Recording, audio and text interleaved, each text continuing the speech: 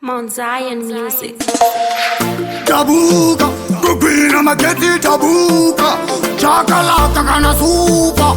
Vese vanga vakandisipa, vakandipapa. Ati mandi ekuno sauti.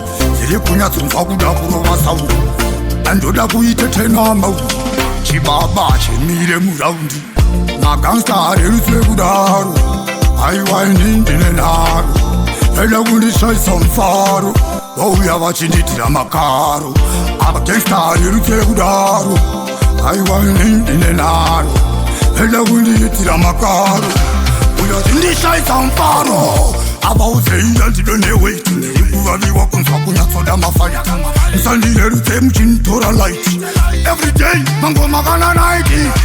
Kalingesitanana Njekaimpa ngoma kavanotanatsana Asikazive vese kavoutsana Nawana mkana Alizi kusama asi gangsta Arilese kudaro Nyangwe matindenaro Mahani pata chiparo Kuna mwari ndakasenda tambakero Gangsta rilese kudaro Aiwa nyinginaro Eda kundishoisa mfaro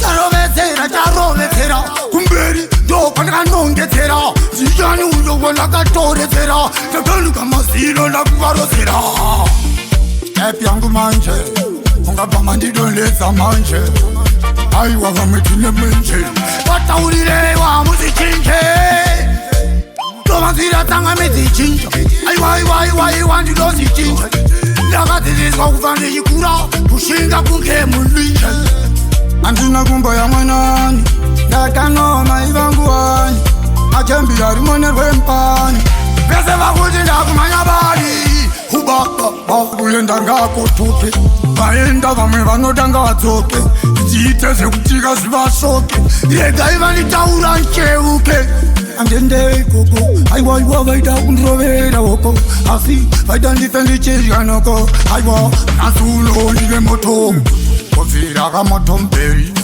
Vakasipa ndakuda kuva cleaner Size yavo adava disciplina Aiwa mkurumbira the entertainer Ndakura Lakira voiwa ndiri kuti ndakura Aiwa yevaiwa munda wanda sakura Vabva vauya vasati vantorera Sandarima ndega sati sa Tumbuka Ndichigwina mapambi sedabuka Hende ndidi kandovasuka Goma ndiri Tuve kuku ndichibika Aiwa futi since I was born Ndakazitanga kare ndichiri mutoni Timani, tiri madoni Isusu distakurira mamafoni Imama mamafoni, especially ringtone I pass na mari I should have been gone But now and it's a stone